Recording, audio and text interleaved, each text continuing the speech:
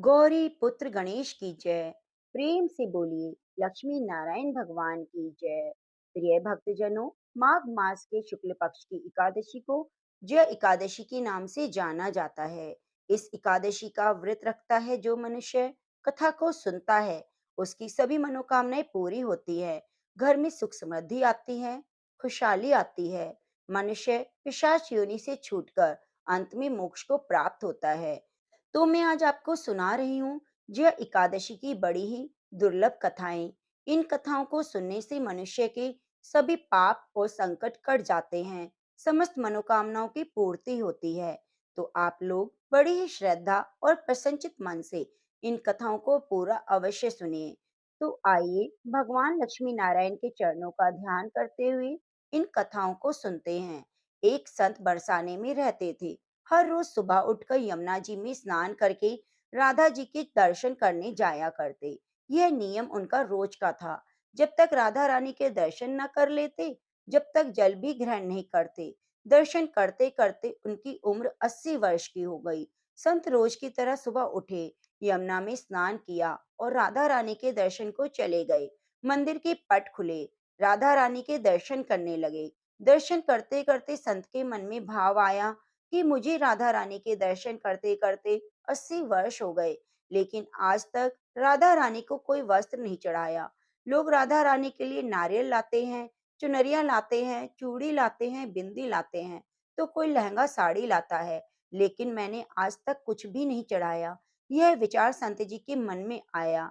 जब सभी मेरी राधा रानी के लिए कुछ ना कुछ लाते हैं, तो मैं अपनी राधा रानी के लिए कुछ ना कुछ लेकर जरूर आऊंगा, लेकिन क्या लाऊं जिससे मेरी राधा रानी खुश हो जाए। तो ये संत जी विचार कर रहे थे और अपनी कुटिया में आ गए। सारी रात सोचते सोचते सुबह हो गई, फिर भी सुबह उठकर स्नान किया। आज अपनी कुटिया में ही राधा रानी के दर्शन पूजन किए। दर्शन के बाद बाजार में जाकर सबसे सुंदर लहंगा चुनरिया कपड़ा लाए और अपनी कुटिया में जाकर ही अपने हाथों से लहंगा चुन्नी को सिला और सुंदर से सुंदर उस लहंगा चुनरिया में गोटा लगाया। जब पूरी तरह से लहंगा चुन्नी को तैयार कर लिया, तो मन में सोचा कि इस लहंगा चुनरिया को अपनी राधा रानी को पहनाऊंगा तो वे बहुत ही सुंदर लगेगी। यह सोचकर आज संत जी उस लहंगा चुन्नी को लेकर राधा रानी के मंदिर को चले। मंदिर की सीढ़ियां चढ़ने लगे और मन में सोच रहे थे, आज मेरे हाथों का बनाया हुआ लहंगा चुन्नी राधा रानी को पहनाऊंगा तो मेरी लाडली खूब सुंदर लगेगी। यह सोचकर वे जा रहे थे, इतने में ही बरसाने की एक लड़की आई और बाबा से कहती है, बाबा आज बहुत खुश हो, क्या बात है, मुझे भी बताओ। तब बाबा ने कहा, लाली आज मैं बहुत खुश हूँ। आज मैं अपने हाथों से राधा रानी के लिए लहंगा चुन्नी बनाया है। इस लहंगा चुन्नी को राधा रानी को पहनाऊंगा और मेरी राधा रानी बहुत सुंदर दिखेंगी। तब उस लाली ने कहा, बाबा मुझे भी दिखाओ, आपने कैसा लहंगा चुन्नी बनाया है। लहंगा चुनरिया को देखकर वह लड़की बोली, अरे बाबा, राधा रानी के पास तो बहुत सारी पोशाकें हैं, उन्हें पहनाकर आप क्या करोगे? इससे तो अच्छा आप मुझे दे दो। महात्मा बोले, बेटी तुमको मैं दूसरा ला दूंगा, यह तो मैं अपने हाथ से बनाकर राधा रानी के लिए लेकर आया हूँ, तुमको और कोई दूसरा दिलवा दूंगा। लेकिन उस छोटी सी बालिका ने उस महात्मा का दुपट्टा पकड़ लिया और कहने लगी, बाबा मुझे तो यही दीजिए। संत भी जिद करने लगी, मैं दूसरा दिलवा दूंगा, लेकिन उस कन्या ने उसकी बात ना सुनी। संत के हाथ से वह लहंगा चुन्नी छीनकर भाग गई। अब तो बाबा बहुत दुखी हुए। मैंने आज तक राधा रानी को कुछ भी नहीं चढ़ाया, लेकिन आज जब मैं लेकर आया तो ये उसे लेकर भाग गई। मेरा जीवन तो खराब है, अब मैं क्या करूंगा? ये सोचकर संत उसी सीढ़ियों पर बैठकर रोने लगा। इतने में कुछ अन्य संत वहां आ गए और पूछा, क्या बात है बाबा, आप क्यों रो रहे हो? बाबा ने संतों को पूरी बात बताई। संतों ने बाबा को समझाया और कहा, आप दुखी मत हो, कल दूसरा लहंगा चुन्नी बनाकर राधा रानी को पहना देना। चलो राधा रानी के दर्शन कर लेते हैं। इस प्रकार संतों ने बाबा को समझाया। बाबा मन ही मन सोच रहे थे, हो सकता है मुझसे कोई गलती हो गई हो, जिसे लगता है कि किशोरी जी की यही इच्छा थी। शायद राधा रानी मेरे हाथों से बनी पोशाक पहनना ही नहीं चाहती। ऐसा सोचकर वे बहुत दुखी हुए जा रहे थे। थोड़ी देर बाद मंदिर में आकर राधा रानी के पट खुलने का इंतजार करने लगे। थोड़ी ही देर बाद मंदिर के पट खुले तो संतों ने कहा, अरे बाबा देखो तो, आज हमारी राधा रानी बहुत ही सुंदर लग रही हैं। संतों की बात सुनकर जैसे ही बाबा ने अपना सिर उठाकर देखा, तो जो लहंगा चुन्नी बाबा अपने हाथों से बनाकर लाए थे, वही आज राधा रानी ने पहना हुआ था। बाबा बहुत ही खुश हुए और राधा रानी से कहा, राधा रानी, आपको इतना भी सब्र नहीं रहा? आप मेरे हाथों से मंदिर की सीढ़ियों से लेकर भाग गई। ऐसा क्यों सर्वेश्वरी? श्री राधा रानी ने कहा, बाबा, आपके भाव को देखकर मुझसे रहा नहीं गया। यह केवल पोशाक नहीं, आपका प्रेम है। इसलिए तो मैं खुद ही आपसे लेकर वह लहंगा चुन्नी ले आई। इतना सुनकर तो बाबा भाव विभोर हो गए और बाबा ने उसी समय किशोरी जी का लाख लाख धन्यवाद किया। तो प्रेम से बोलिए, राधा कृष्ण भगवान की जय।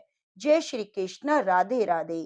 तो प्रिय भक्तजनों, अब श्रवण करते हैं जय एकादशी की बहुत ही पवित्र कथा। प्रेम से बोलिए, लक्ष्मी नारायण भगवान की जय हो। पद्म पुराण में जय एकादशी का बहुत महत्व बताया गया है। पद्म पुराण के अनुसार मृत्यु के बाद जब व्यक्ति को अपने कर्मों के अनुसार शरीर में जाना होता है, तो उसे भूत पिशाच की योनि कहा जाता है। जय एकादशी का व्रत करने और कथा सुनने से भूत पिशाच की योनि में नहीं जाना पड़ता। पितृ भी इस योनि में कष्ट काट रहे होते हैं, तो उनको भी मुक्ति मिल जाती है। भगवान श्री कृष्ण कहते हैं, जिस मनुष्य ने एकादशी का व्रत किया है या इसकी कथा को सुना है, वह सब यज्ञ जप आदि के बराबर एकादशी का व्रत करने से और कथा सुनने से उसे 1000 वर्ष तक स्वर्ग में वास करने को मिलता है और मृत्यु लोक में अपार धन संपत्ति और सफलता को प्राप्त होता है। धर्मराज युधिष्ठिर बोले, हे भगवान, आपने माघ के कृष्ण पक्ष की शर्तिला एकादशी का अत्यंत सुंदर वर्णन किया।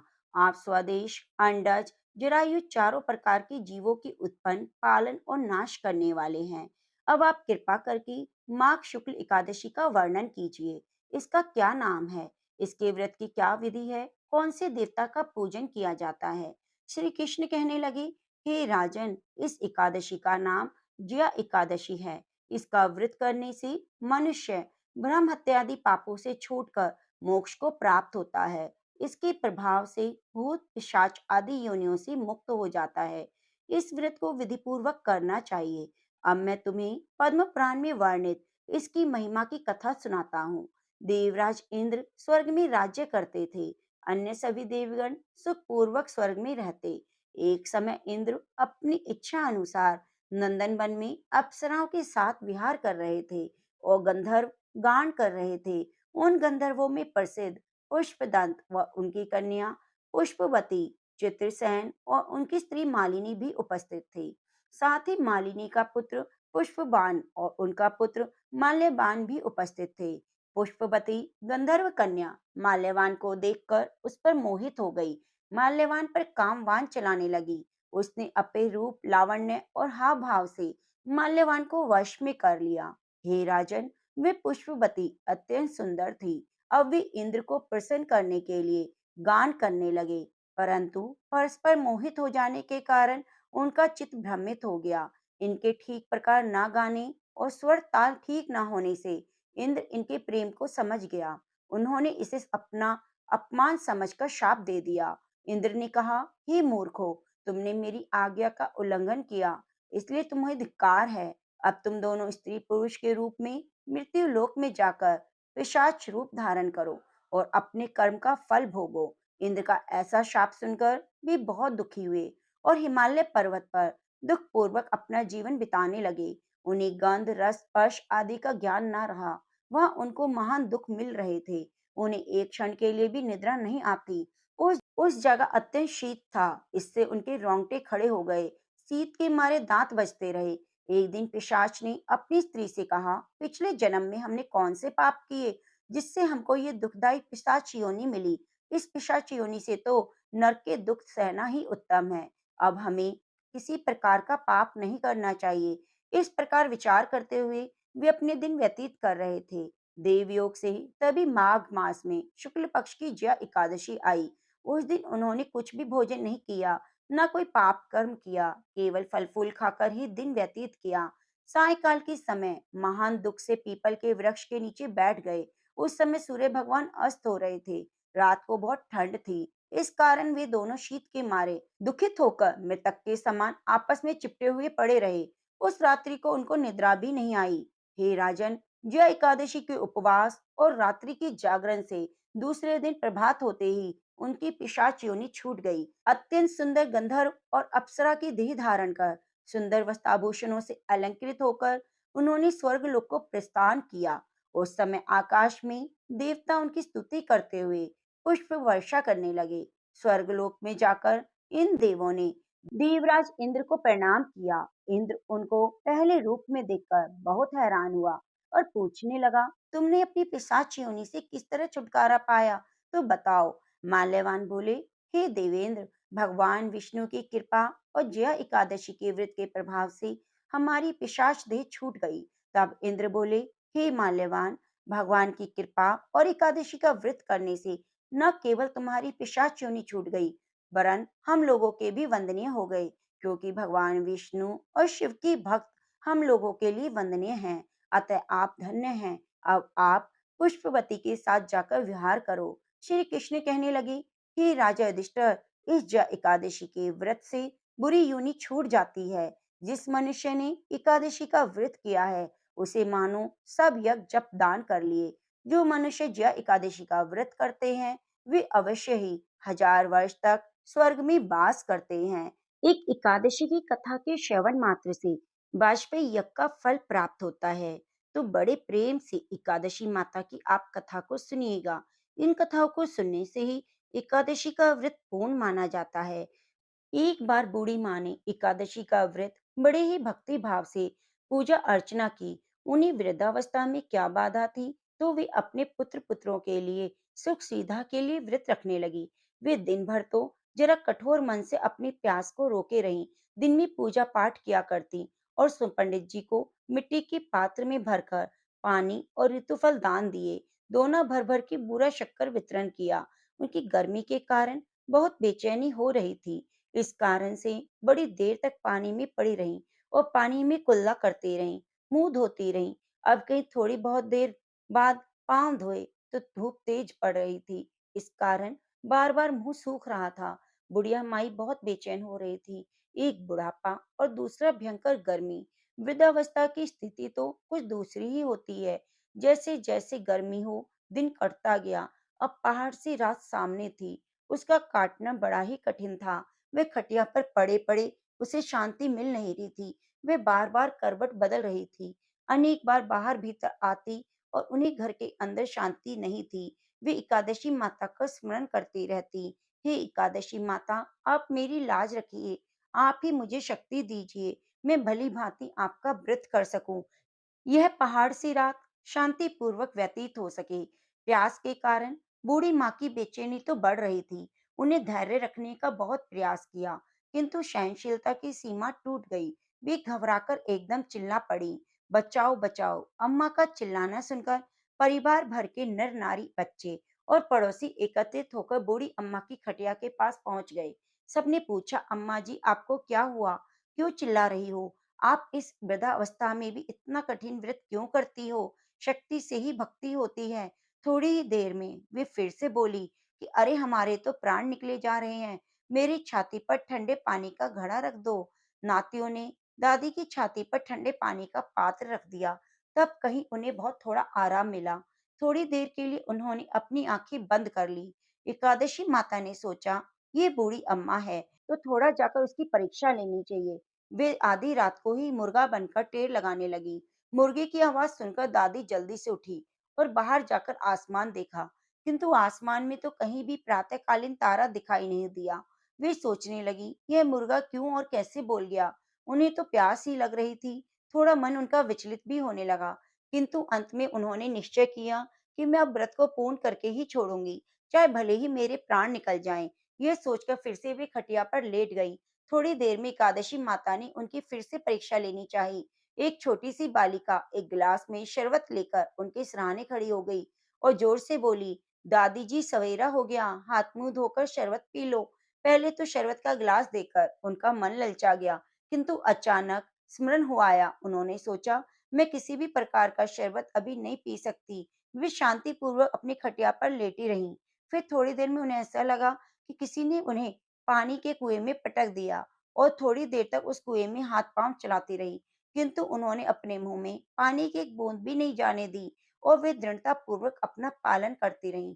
थोड़ी ही देर में न जाने कहां से सामने आग जलने लगी और गर्मी इतनी बढ़ गई कि प्यास के कारण प्राण निकलने लगे, किंतु बूढ़ी अम्मा का कुछ भी नहीं बिगाड़ पाया। वे जहां की तहां मुस्कुराती हुई बैठी रहीं। थोड़ी देर में बाहर प्रकाश दिखाई देने लगा। ऐसा लगा मानो सवेरा हो गया हो। बूढ़ी अम्मा ने जब बाहर निकलकर देखा तो समझ गई कि अभी सवेरा होने में 3-4 घंटे की देरी है। यह जानकर वे शांतिपूर्वक इधर-उधर घूमने फिरने लगी। एकादशी माता यह बात अच्छी तरह से समझ गई कि ये बूढ़ी अम्मा अपने व्रत से नहीं टलने वाली। वे सत्य व्रत को अच्छी तरह से समझ गई। सवेरा होते ही बूढ़ी माता ने स्नान किया, भगवान का पूजा पाठ किया, एकादशी माता की कहानी सुनी, ब्राह्मणों को दक्षिणा देकर भोजन कराया, तब उन्होंने जल ग्रहण किया। कन्याओं को भोजन कराने के बाद अम्मा ने स्वयं भोजन किया। उस श्रेष्ठ व्रत के प्रभाव से बूढ़ी अम्मा की आयु में वृद्धि हो गई। घर परिवार हरा भरा हो गया। घर में अब जो कोई भी अभाव था वह सब सुख साधनों में बदल गया। नाती नातिन उनके घर में भर गए। वे उसी दिन से 12 महीने की एकादशी का व्रत करने लगी। एकादशी माता के व्रत के प्रभाव से इस संसार में हर प्रकार के सुख भोग कर मनुष्य बैकुंठ धाम को चला जाता है। जैसे एकादशी माता ने बूढ़ी माता और उनके परिवार को हरा भरा किया। हे एकादशी माता, हम सभी की भी मनोकामनाएं पूर्ण करना। प्रेम से बोलिए श्री लक्ष्मी नारायण भगवान की जय हो। अब प्रिय भक्तजनों, श्रवण करते हैं अनंत फलों को देने वाली श्री राधा कृष्ण जी की बड़ी ही सुंदर कथा। एक गांव में रमा नाम की एक स्त्री थी। उसके विवाह को 5-6 वर्ष हो गए, लेकिन उसके कोई संतान नहीं थी। एक बार राधा अष्टमी का उत्सव आया। गांव की औरतें बरसाने जा रही थी। औरतों ने कहा, तुम भी चलो, राधा रानी बड़ी दयालु है, तुम्हारी गोद भी जरूर भर देगी। वह स्त्री कई महीनों से बाहर नहीं निकली थी, इसलिए उसके पति और सास ने भी उसे जाने की आज्ञा दे दी। बस उसने मन में ठान लिया कि राधा रानी मेरी गोद जरूर भरेगी। जिस दिन उसे जाना था, उसी दिन उसके पैर में चोट लग गई, चला भी नहीं जा रहा था। फिर वह स्त्रियों के संग यात्रा पर चली गई। रास्ते में राधा कृष्ण का जाप कीर्तन करती हुई गई। बरसाना पहुंचकर हाथ मुंह धोकर राधा रानी के मंदिर में जाने को तैयार हुई। राधा जी के महल में जब जाते हैं तो ऊपर बहुत सारी सीढ़ियां चढ़नी पड़ती हैं। जैसे सीढ़ियां चढ़ने लगी, तब स्त्रियों से बोली कि तुम लोग आगे आगे चलो, मैं धीरे धीरे सीढ़ियों से आ रही हूँ। मेरे पैर में चोट लगने की वजह से मैं ज्यादा नहीं चल सकती। 2-4 सीढ़ियां चढ़ने के बाद उसका पैर मुड़ गया और वह नीचे गिरने लगी। तभी एक 7-8 साल की कन्या ने उनका हाथ पकड़ लिया। रमा बोली, बेटी, आज अगर तुम ना होती तो मैं नीचे गिर जाती। वह कन्या बोली, माता कैसे गिरने देती मैं तुम्हें। रमा ने पूछा, बेटी तुम्हारा क्या नाम है? तो वह बोली, लाडो, मेरा नाम यही है और मैं यहीं पास में रहती हूँ। वे दोनों सीढ़ियों पर बैठ गईं। लाडो कहने लगी, माता मेरे लिए क्या लाई हो? कोई जान न पहचान। लाडो ऐसे बात कर रही थी। फिर रमा ने कहा, लाडो, मैं कल तुम्हारे लिए कुछ न कुछ अवश्य लाऊंगी। तुम्हें क्या पसंद है? तब लाडो कहने लगी, मुझे नथनी, गले का हार, कान में कुंडल, चूड़ियां, मेहंदिया, घाघरा चोली, ये सब बहुत पसंद है। कुछ भी ले आना। इतना कहकर बालिका भाग गई। जैसे तैसे रमा भी मंदिर में दर्शन करके लौट आई। फिर रमा उस बालिका के बारे में सोचने लगी। बाजार में उसने गले का हार, चूड़ियां उसके लिए अगले दिन ली और वह लेकर वहां गई। वे लाड़ो का जाकर इंतजार करने लगी। फिर लाड़ो उसी जगह पर मिली। चूड़ियां और गले का हार जैसे उसे दिया, वह बोली, बस इतनी सी चीजें और नहीं लाई। वह मुंह फुलाकर बैठ गई। तब रमा बोली, अभी मैं 8 दिन यहाँ पर हूँ, रोज तुम्हारे लिए कुछ ना कुछ लाया करूंगी। यह सुनकर लाड़ो उसकी गोद में बैठ गई और गले से लगा लिया। रमा तो रोने लगी, जैसे एक संतान मिल गई हो। खूब प्यार से उसके सिर पर हाथ फेरा और ऐसे वह चली गई। माँ ने मंदिर से आकर उसके लिए घाघरा चोली बनवाए। ऐसे ही रोज कुछ ना कुछ वह उसको देती। एक दिन रमा कहती, अब ये सारी चीजें मुझे पहनकर दिखाओ। लाड़ो बोली, कल राधा अष्टमी है, मैं कल इसे पहनूंगी। इस प्रकार लाड़ो एक साथ एक लड़का भी था। उसे देखकर रमा ने कहा, आज पता नहीं मेरे मन में क्या आया, मैं एक धोती और मुकुट भी मोर वाला ले आई, क्या मैं इसे दे दूं? लाडो बोली, ये कन्हैया है, मेरे साथ ही रहता है, हाँ तुम इसे दे दो। वे दोनों सामान लेकर चले गए। अगले दिन राधा अष्टमी थी। जब रमा सीढ़ियों पर आई, वहां उसे कोई नहीं मिला, ना वो लाड़ो और न वह लड़का। बहुत इंतजार के बाद भी वे मंदिर में पहुंची तो वहां बहुत भीड़ थी। कीर्तन और नृत्य हो रहा था। इतनी भीड़ में चीरती हुई वे आगे पहुंची और वहां देखा तो राधा जी, ठाकुर जी को देखा। रमा ने जो जो चीजें लाड़ो को दी थी, वे सारा सामान राधा कृष्ण जी पहने हुए थे। वे पत्थर सी हो गई, आंखों से आंसू बहने लगे। बात समझते देर न लगी कि वे लाड़ो राधा जी वो कन्हैया कृष्ण जी थे, स्वयं जगत के पालनहार उसके पास आते थे। राधा जी उसकी गोद में बैठती थी, उसे मातृ सुख प्रदान करती थी। जैसे बावरी वह हो गई, रात दिन लाड़ो लाड़ो कहती पुकारती रहती। वे स्त्रियों से बोली, तुम लोग घर जाओ, मैं नहीं जाऊंगी। उसकी सास और पति भी उसे लेने आए, पर वह नहीं गई। अब तो वह प्रतिदिन सीढ़ियों पर बैठे बैठे आंसू से सीढ़ियां धोती, पलकों से बुहार करती। उसे 30 वर्ष हो गए। एक दिन बालिका उसका हाथ पकड़कर ऊपर अटालिया में ले गई। वहां जाकर बोलती है, लो आ गई मैं, तुम्हारी लाड़ो। ऐसा कहकर बाहें फैलाकर रमा को बुलाने लगी और अपने गले लगा लिया। उस दिन रमा ऐसे गले लगी कि पार्थिव शरीर को छोड़कर सदा के लिए लाड़ो के पास चली गई। तो प्रेम से बोलिए, राधा कृष्ण भगवान की जय हो। बरसाने वाली राधे रानी की जय हो। लक्ष्मी नारायण भगवान की जय हो।